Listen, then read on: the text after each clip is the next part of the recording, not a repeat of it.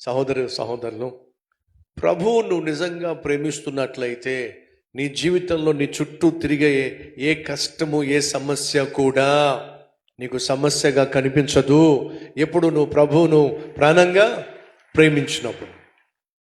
దేవుని సన్నిధికి రావడానికి ఏ కష్టము అడ్డు రాదో, దేవుని సన్నిధికి వచ్చి దేవుని సన్నిధిలో కనిపించడానికి ఏది కూడా నీకు అడ్డు రాదో.